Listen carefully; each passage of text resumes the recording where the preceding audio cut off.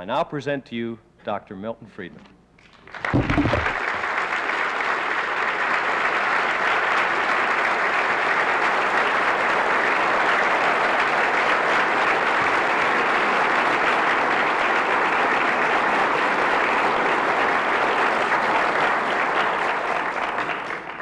Thank you very much.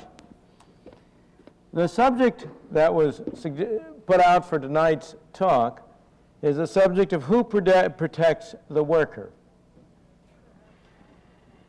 If you were to have a Gallup poll go around and ask people that question, or if someone were to go around and ask people in this audience the question of who protects the worker, I strongly suspect that you would get 1 out of 3 possible answers. Some people would say, oh, of course, it's the unions that protect the worker. Some other people would tend to say, oh, no, it's more important the government that protects the worker. And I suspect most people would say, it's nobody who protects the worker. Now, all 3 answers are under some circumstances correct. But all 3 answers are misleading. They cannot really be the right answer. One obvious bit of evidence that they cannot be the right answer, that there's something missing from that sequence of 3 answers, is the history of the United States over the past 200 years. Over that period, if we at least take the first 150 years, period from 1776 to 1914 or thereabouts, it could not very well have been unions that were protecting the worker, since there were almost no unions. Even craft unions developed fairly early. But even by 1914, there must have been a very, very tiny fraction of all workers in the United States that were members of union.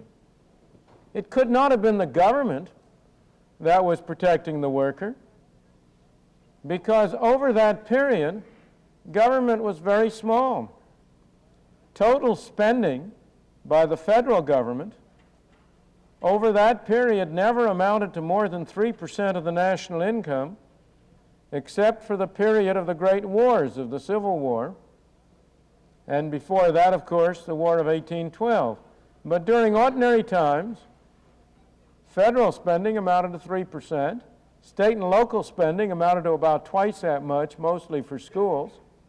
So it could not conceivably have been the government that was protecting the worker. Moreover, not only was spending low, but there was very little government involvement in the economy in any way. And it could not have been nobody who was protecting the worker, because that was a period of enormous progress for the ordinary worker. If we take that period, it was a period which saw the growth and development of the United States from a backward area. But even from the very beginning, Adam Smith, in his great book, The Wealth of Nations, published in 1776, remarks about the conditions in America, and he says that although America is at the time much less populous and much less wealthy than Great Britain, the worker in America is more expensive, because there were, at the time, as he argued, fewer workers relative to the demand for them. Over the period from 1776 on, the average conditions of the ordinary worker in the United States improved enormously. In the latter half of the 19th century, you had millions on millions of people, of penniless immigrants, come to this country. My parents came during that period. Probably the parents or grandparents of many of the people in this room came during that period. Why did they come? They came in order to improve their lives and to make a better life for their children and their grandchildren, and they succeeded. It would be very hard to find a century in human history in any country anywhere during which the ordinary man, the ordinary worker, the man who came to this shore from abroad, or the people who were here and grew up here, it would be hard to find a century in which the worker achieved a greater increase, a more widespread increase in his standard of life, in his level of living. So neither of these three answers can possibly be the right answer for a large part of American history. Before trying to go on to what the correct answer, in my opinion, is to the question, I would like to consider with you each of the answers that people give and see where they are right and where they are not, and why they are right and why they are not. Let's start with the unions, because that gets the most publicity and the most attention and is the most misunderstood, in my opinion, of the three answers. Now, unions do protect some workers. Unions protect two classes of workers: those of their members who are employed and the union officials who run the unions. But if you're going to look at this as a general answer, you have to recognize that only about 1/5 of all the workers in the United States are members of trade unions. And many of those are members of wholly ineffective trade unions, of trade unions that have had very little effect on the wages of their members or the working conditions of their members. It's very interesting to consider the actual experience of unions and compare it with the talk about unions that emanates from union leaders, union headquarters, and defenders of unions.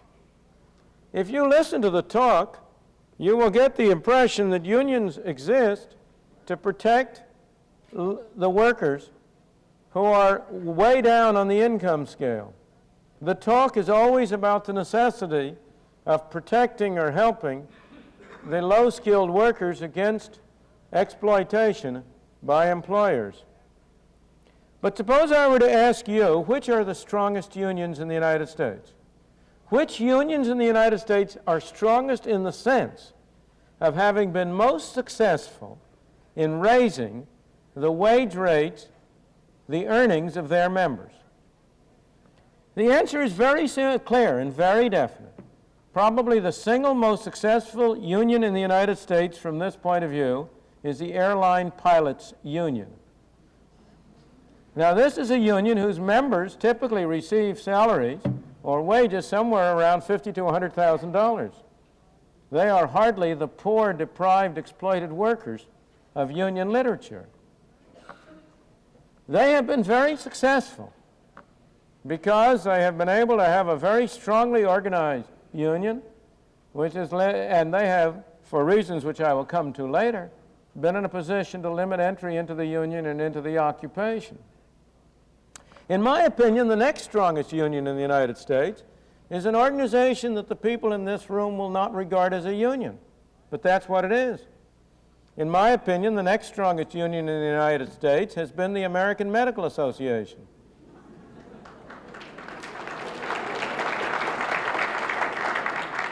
Now, the American Medical Association is not a traditional union, but it is a union from an economic point of view.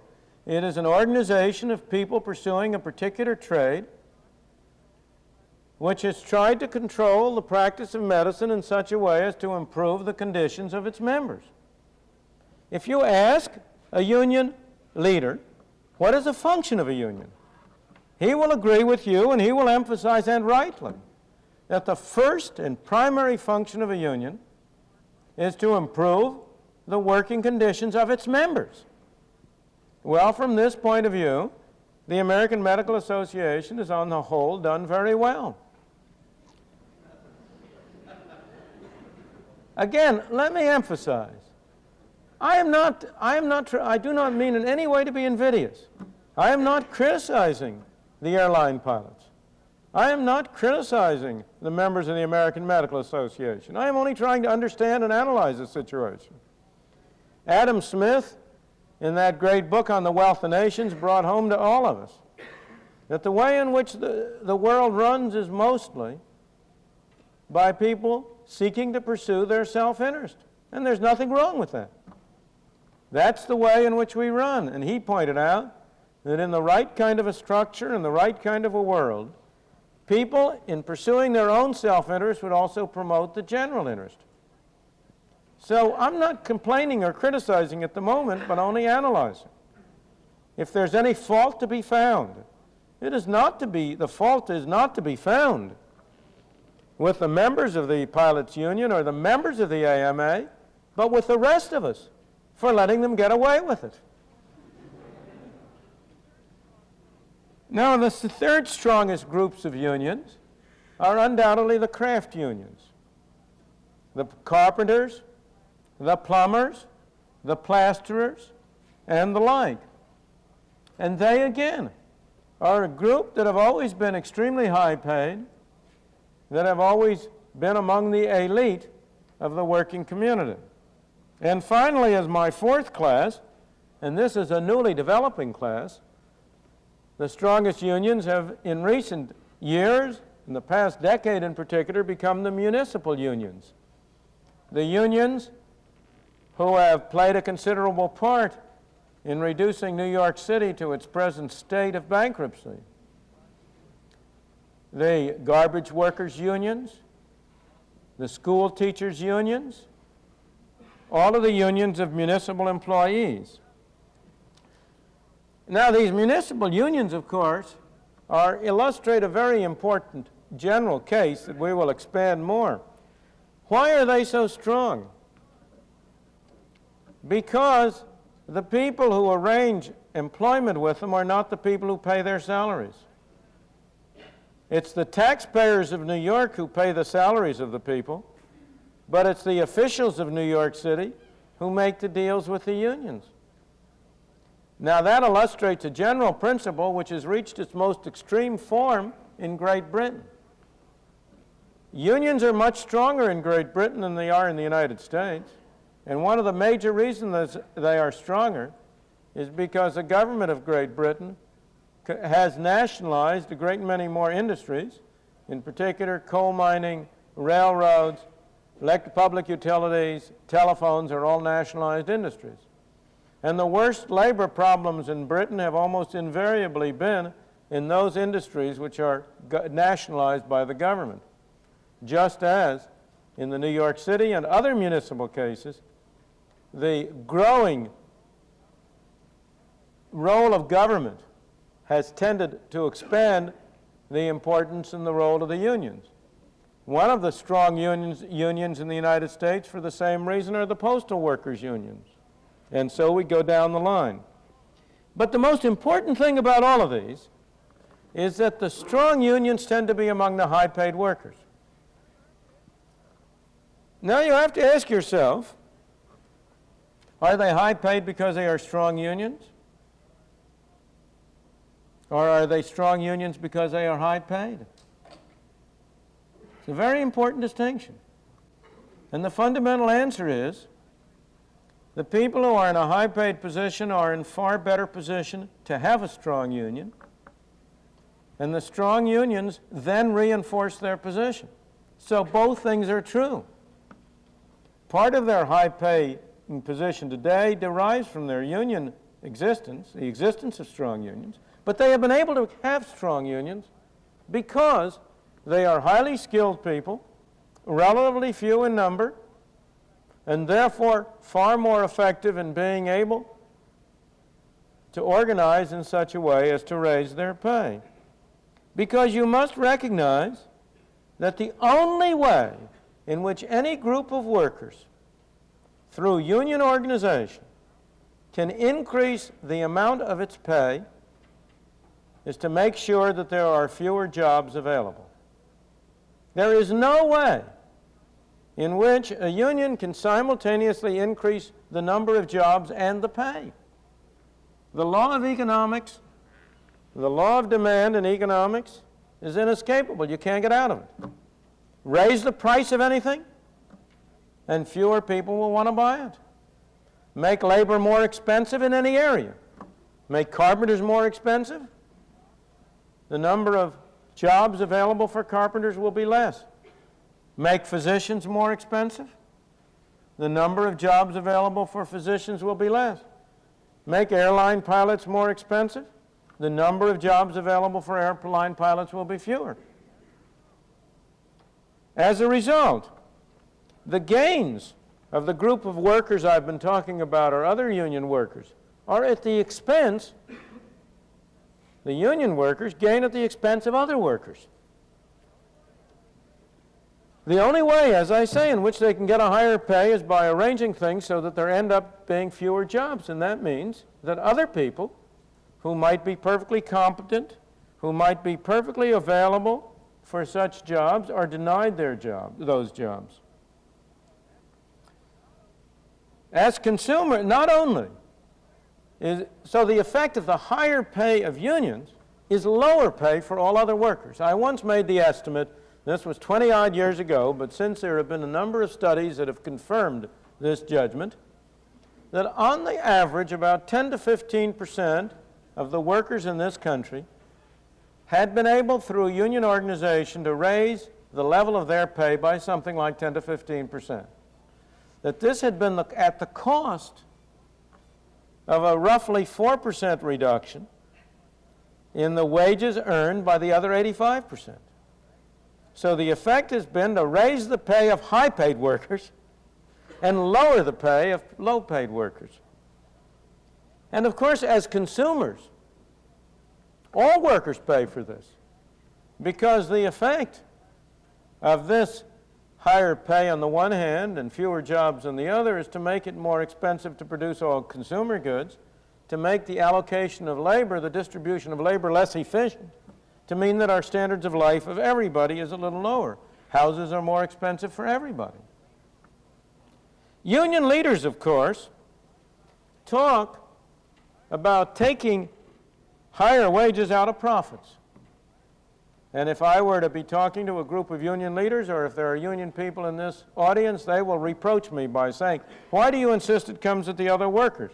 Why can't it come out of those greedy, profit-seeking employers? Of course they're greedy and profit-seeking, so are we all. So are the workers. Do you know somebody in this world who is not greedy? Well, of course, I'm not greedy, but everybody else, that's different. But the point is that you cannot get something out of nothing. I'm sure you have all heard the old story about John D. Rockefeller, wealthy man very wealthy man, one of the wealthiest men in the country. And people would come up to him and tell him how inequitable it is that he should have so much money and other people should have less. And he would say to him, well, suppose we took all the wealth I have, would you like to have the share that would be available for you? And they'd say yes, and he'd take out a dime and give it to them. That was roughly the amount that would be available if you took his wealth and spread it all over all the people of the country. In the same way, suppose you just look at the numbers. Out of the total national income today, roughly 80% goes to the payment of employees directly or indirectly in the form of fringe benefits. That is, these are the statistics of the national income statisticians. And roughly 80% of the national income now goes for payment of workers. Of the remaining 20%, something over half of that goes for the payment of rents, rent on land, rent on property, and so on, or for the payment of interest on loans. Profits of corporations, they are the people who it's always supposed you can squeeze the money out of. Profits of corporations amount to less than 10% of the national income. That's profit before tax. If you take off the taxes they pay, profits after tax amount to something like 6% of the national income. Well, there isn't much leeway there to raise wages.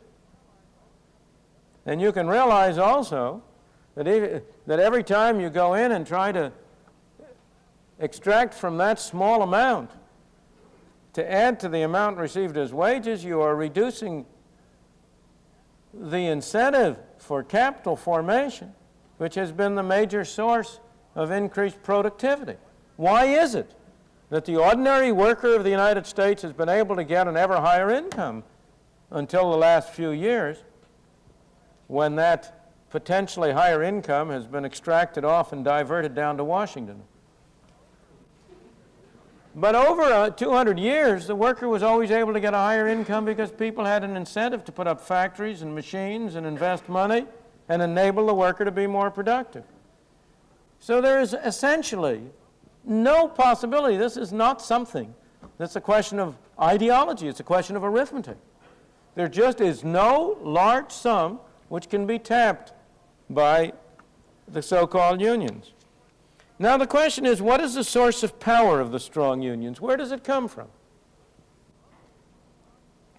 Most people, in talking about how unions get their way, are inclined to focus their emphasis on strikes, which are very newsworthy, or on feather bedding, which is also very newsworthy, or on seniority rules or apprenticeship arrangements and the like.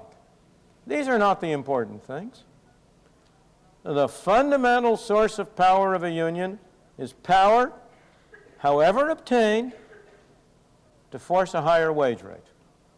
If somehow or other, and I'll come back in a moment to how they can do it, if somehow or other a union can put employers in the position where they cannot or will not offer less than a certain wage rate, they can make them offer a higher wage rate, that's the fundamental source of power. And all of these other devices we're talking about are ways in which you ration the limited number of jobs available at that high wage rate among the people who seek it. If you succeed in saying that no contractor is going to pay less than $8 an hour for a plumber or a carpenter, that reduces the number of jobs available. It also increases the number of people who would like to get that job. But now, let's suppose for a moment you can enforce that wage rate. Somehow or other, there has to be a device for deciding who shall get the job. That's the role of seniority arrangements. That's the role of apprenticeship arrangements. That's the role of feather bedding, to find a way to allocate and distribute the graving. It's also, I may say, the source of the kind of discriminatory policies that unions have followed. There has probably been few more important sources of racial discrimination in the United States or discrimination against minority groups than discrimination by skilled craft unions. And that's because if you are going to have a limited number of jobs and you're going to ration them, you have to have some way to ration them. And irrelevant considerations and appealings to prejudice are a way in which you can get support for certain kinds of rationing. It's an interesting phenomenon. Before the Civil War, during the period of slavery, the fraction of carpenters, plumbers, and so on who were blacks, especially in the South, was very high. 40 or 50 years later, after slavery had been abolished, the fraction of carpenters, plumbers, and so on who were blacks was smaller than it had been before. Why? Because successful trade unions, limiting the number of jobs, had to find a way to ration those limited jobs. And this was a way of rationing it which would enable their members to be loyal and to stick by it, and at the time could get support from the rest of the community. So the real power is to force higher wages. Now, how can they do it? Well, one of the obvious ways they do it is by threatening to beat up employers who pay a lower wage, or threatening to beat up or actually beating up workers who offer to work for a lower wage. And that's why union wage arrangements and negotiations have so often been accompanied by violence. That's a device for enforcing a higher wage. But an easier way to do it, and a way which is sort of more respectable, is to get government to help you out. The AMA has been able to do it by having government licensing of physicians, so that nobody can become a physician unless he is licensed to be a physician by a government licensing board. Now I ask you, who do you suppose is competent to decide who should be a physician? Only other physicians. So the membership of licensing boards of medical groups is always composed of physicians. And that has, in fact, been a key element in the restriction of entry into medicine and in keeping the number of physicians to a lower level than it otherwise would have been. This happens to be a subject in which I once did an enormous amount of work. I wrote a book some 30-odd years ago on incomes from independent professional practice, in which I examined in great detail the practices of the American Medical Association, the American Dental Association, and other organizations. And I decided at that time that the effect of limitation of entry into medicine had been to keep down the number of physicians and to increase the average income of physicians at that time by something between 17 to 30%. Now, the recent figures would probably be in the same direction. Of course, if you talk to physicians, they'll say, why, the reason we're in favor of licensing is in order to have a very high quality of medical practice. But then if you look at the rules they have followed, some of them have no relationship whatsoever to quality of medical practice. After you had Nazi Germany take over, and you had in Germany the Nazi regime, and there was an attempt by Jewish physicians and other groups, persecuted groups from Germany, to come in the United States, all of a sudden the Medical Association started to require that people be citizens of the United States in order to practice medicine, in order to be licensed. Now, it's a very nice thing to have people citizens of the United States, but will you tell me the relationship between that and the ability to practice medicine? I could go on at great length. Again, I'm not criticizing people. I don't mean to say that the physicians aren't sincere when they say this. Of course they are sincere. That doesn't mean they aren't wrong. That doesn't mean that they aren't rationalizing, in the name of improving quality, a great desire to improve their economic status. Now, during the Great Depression, they were open and above board by that. The Medical Association says we have to keep down the number of physicians in order to keep up their incomes, because otherwise, if they have low incomes, they will be tempted to engage in unethical practice. Now, if anybody has ever been able to establish any correlation between the level of income and the state of personal ethics, I would like to see that evidence. And so would you. And of course, licensure is used much more broadly. I mention the medical example because it seems the best justified, and it is in a way.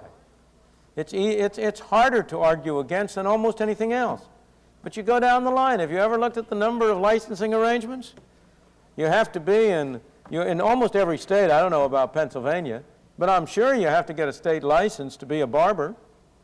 And in most states, in order to get that license, you have to supposedly have taken courses on the biology of hair and on care of skin and all sorts of things. And of course, again, who is it who licenses the barbers? It's not the customers. Plumbers license plumbers. And if you really want to know the real function of licensure, of licensing all these occupations, all you have to do is go and see who goes down to the state legislature to lobby in favor of licensing. Now, if the real true function of licensing is to protect consumers, you'd expect consumers to be lobbying for licensure. But you will discover that it's always the plumbers or the beauticians or the morticians or anything you can name. There isn't an occupation you can name which hasn't been down at the State House trying to get licensure. Now, of course, you might say that the plumbers know better than anybody else why the customers need protection. But I doubt very much that that's why they're down at the State House. They are down there because they want to be protected against quote, unfair, unquote, competition. Now you know what unfair competition is. It's anybody who charges less than you do.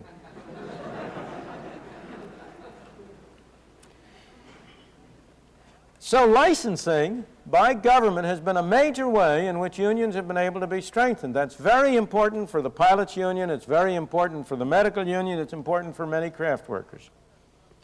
A second set of governmental laws that have been greatly promoting union strength have been the Davis-Bacon-Walsh-Healy laws. Now these are laws under which any person who has a contract with the U.S. government, the Davis-Bacon has to do with construction, Walsh-Healy has to do with other kinds of activities. Anybody who has a contract with the government must pay, quote, prevailing wages, unquote.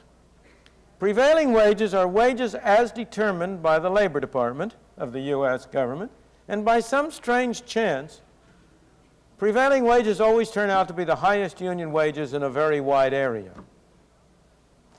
And the result of this has been that, in effect, the government enters in as a partner to enforce trade union wage restrictions, and in this way to enforce a restriction in the number of jobs available. Another governmental measure is minimum wage laws. You'll notice that the people who are currently lobbying in Washington for higher minimum wages are not low-income workers. It's the AFL-CIO and the other high-income unions, unions whose members all receive much higher income than the minimum wage. Now, of course, they say that the reason they're lobbying for a rise in minimum wage is to protect the poor workers at the bottom and keep them from being squeezed. But, of course, that's talk. The fact is that they want a rise in minimum wage to protect themselves from the competition of other workers. The minimum wage rate has the effect of denying jobs to people. It has the effect of reducing the opportunities available. The reason we have such enormously high unemployment rate among teenagers, and particularly black teenagers, is because it is illegal to hire anybody whose skills are not sufficient to be worth the minimum wage rate. The minimum wage law is a law requiring employers to discriminate against low-skilled people. That's not the way anybody will describe it, but that is in fact what it is. Here's a person who has low skills. He's only worth $2 an hour, and he'd be delighted to work for $2 an hour because that's the only way he's going to acquire better skills and enable himself to get prepared for a better job. He's a 15, 16, 17, 18, 19-year-old person, for example, handicapped person, person who has poor education. Illegal for you to hire him unless you're willing to give him charity, because you can only hire him if you pay him $2.35. It's always been a mystery to me why a young man is better off unemployed at $2.35 an hour than employed at $2 an hour. Can you explain that to me? Ask Mr. Meany, he'll explain it to you. Finally, a major factor strengthening unions, a factor which is changing, is the general attitude of the public, which has been willing to tolerate in this area behavior which it would not tolerate elsewhere. If in the course of a labor dispute somebody's car is overturned, it's very likely, very highly unlikely, that anybody's going to go to jail or get punished or have to pay for that. If you or I go down the street and smash in windows of cars or turn them over, we'll get put in jail and we'll have to compensate the victims. But if this happens in the course of a labor dispute, much less likely to happen, and that's because the public at large has felt that somehow that was a noble activity and should be protected. As I say, I believe that position is changing. Now, a final source of power has sometimes been collusion between the unions on the one hand and the employers on the other to monopolize not labor, but the product. We have antitrust laws in this country which make it illegal for people to get together, for employers to get together on price-fixing agreements.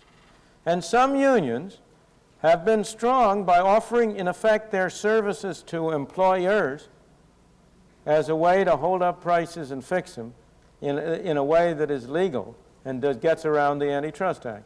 The most important historical case of that was back in the 1930s when John L. Lewis used his coal miners' union as a way to enforce, with the aid and consent and agreement of the coal miners, a high price on coal.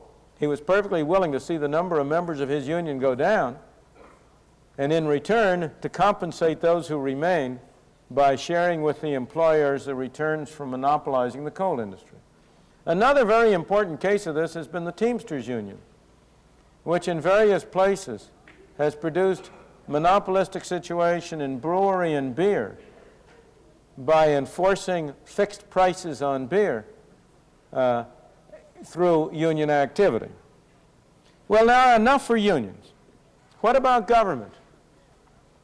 Here again, government protects some workers, and I've already mentioned some of the measures whereby they do. All of these measures which strengthen unions, such as the Walsh-Healy-Davis-Bacon Act, such as licensing, such as minimum wage laws, are all governmental measures which do protect some workers by strengthening the unions. Again, the high-paid workers, not the low-paid ones. In addition, the government also protects government workers. You know, it's interesting to consider. Let me ask you, what do you suppose is the richest county in the United States? What do you suppose is a county that has the highest per capita income? Well, now most people would say, well, that maybe that's Westchester County, the high-income county around near New York. Or maybe that's DuPage County north of Chicago, where the wealthy people live around Chicago. Or maybe it's one of the counties in Connecticut, the bedroom community for the executives of New York. All of those are high-wage counties, but that isn't the highest county in the country. The highest income county in the country is a county in Virginia adjacent to the District of Columbia, which is a bedroom community for government employees. That's the highest income county in the country. There was an article in the Wall Street Journal just within the last week from which I cannot resist quoting something. Said the Wall Street Journal in its article about the federal civil service, as the civil service regulations have ballooned to fill 21 volumes some 5 feet thick, government managers have found it increasingly difficult to fire employees. At the same time, promotions and merit increases have become almost automatic. The result is a bureaucracy nearly devoid of incentive and largely beyond anyone's control. Of the 1 million persons eligible last year for merit raises, only 600 did not receive them. Now, I have no reason to suppose that a lot of those million workers didn't deserve merit increases. But do you really think that 999,400 of them deserved merit increases? If so, you've had better experience with federal employees than I have had.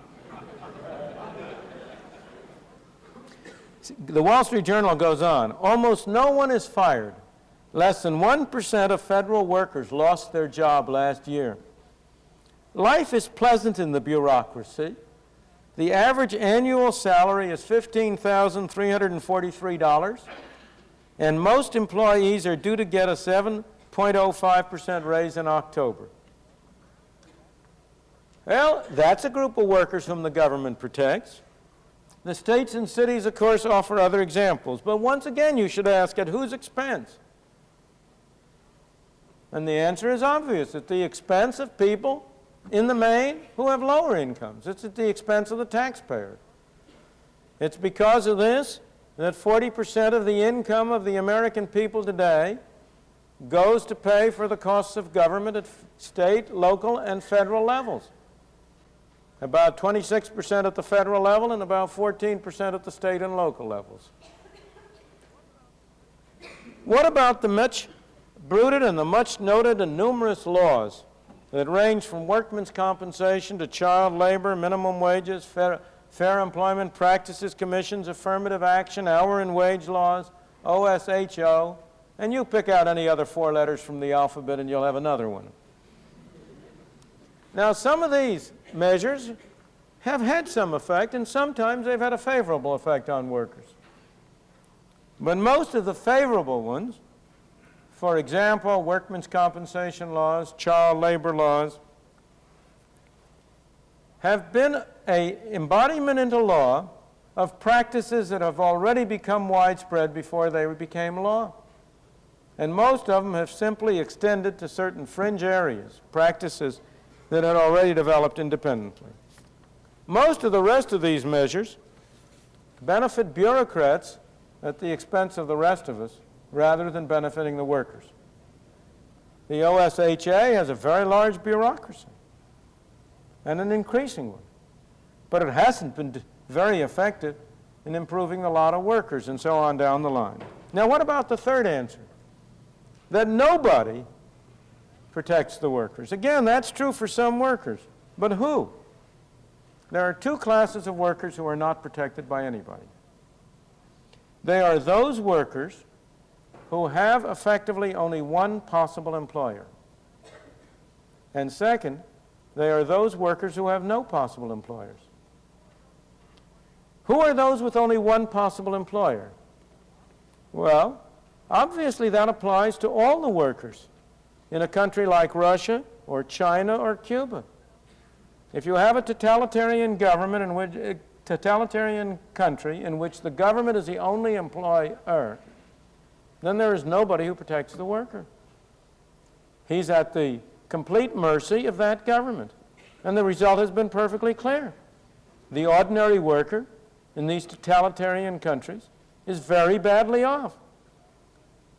His level of living is low.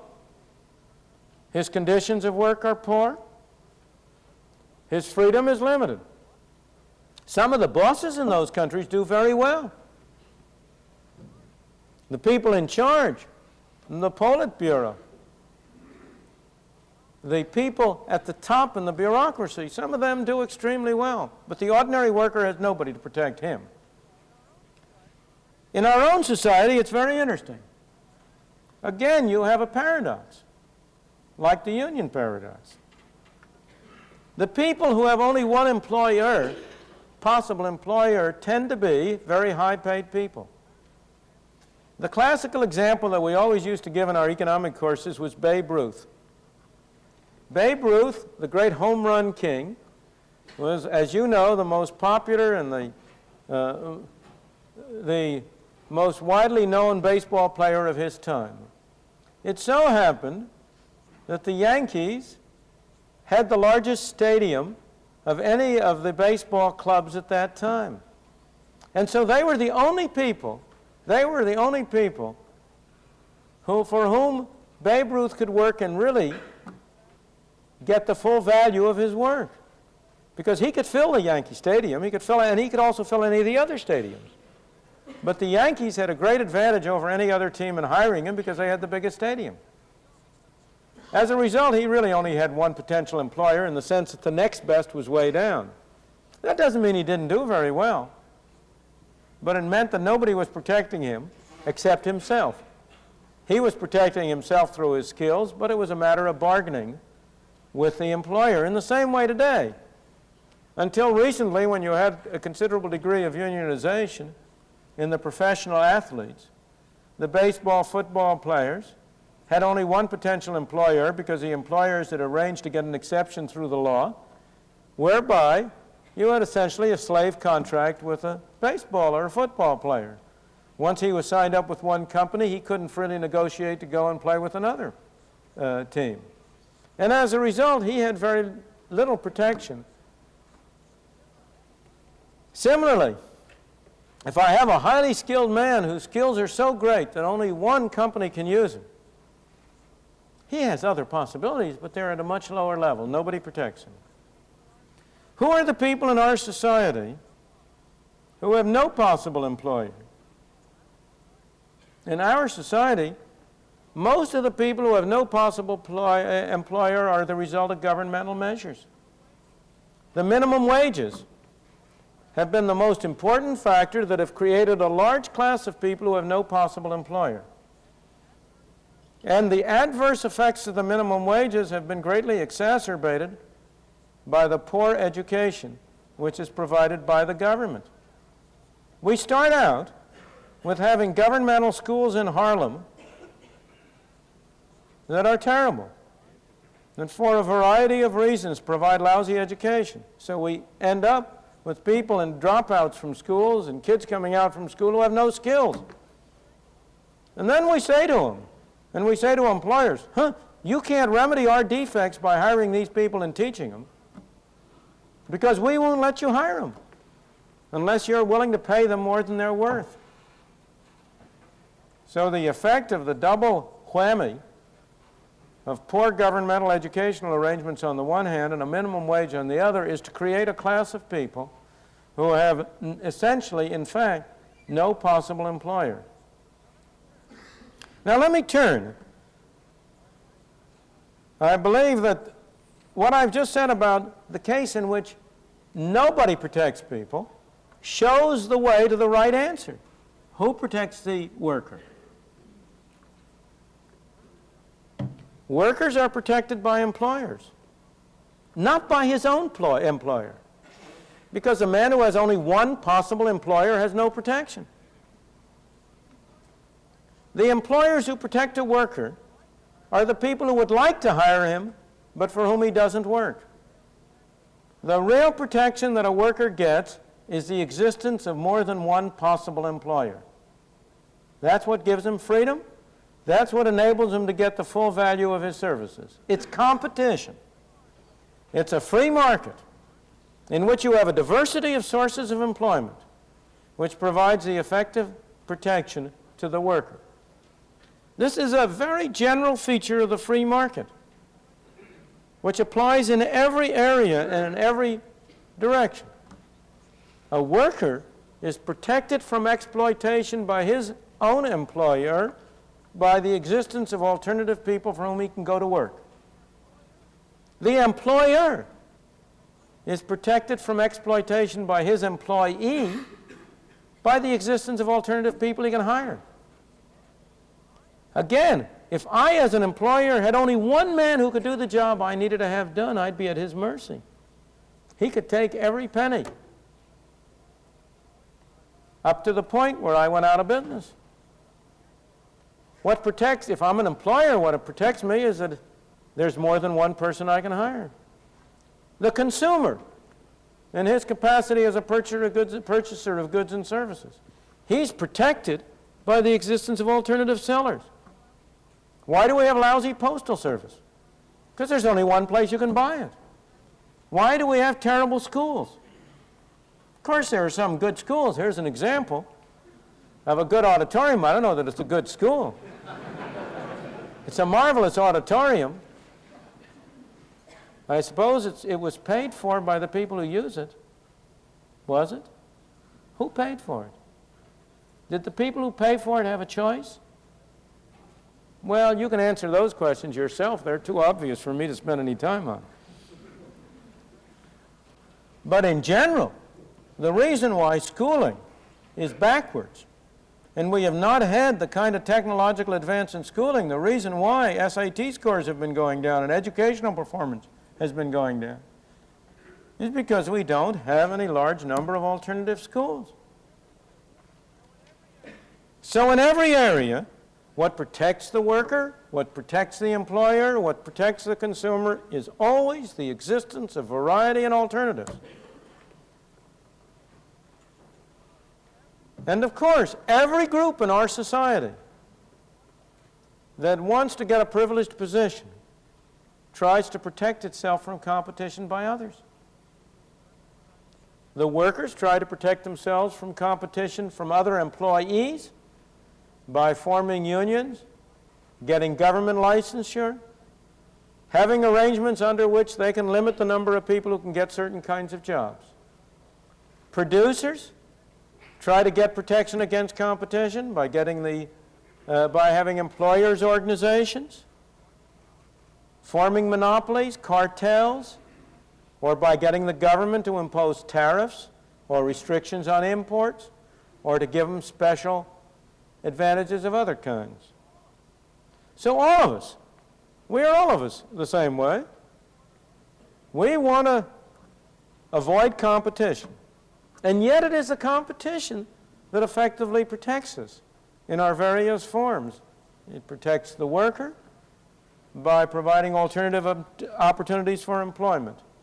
It protects the employer by providing alternative employees. It protects the consumer by providing alternative products. So the conclusion, which I would suggest to you, is that the real way to make sure that the worker continues to be protected, that the gains in our standards of life that we have had as workers over the past 150, 200 years continue, the real way is to make sure that we preserve the existence of competition and of free markets. Unions can and do serve many useful purposes, but they also can do great harm if they interfere with competition and freedom of markets. The same is true of organizations of employers. Employers' associations can and do serve many useful purposes, provided there is free entry. In all cases, we must try to preserve freedom for alternatives. Try to preserve the freedom of workers to join or not to join a union. The freedom of employers to contract with a union or not to contract with a union. And to keep the government neutral in this business. Let the government attend to the things it ought to be attending to and not get involved in establishing positions of privilege, either for workers on the one hand or for employers on the other. Thank you.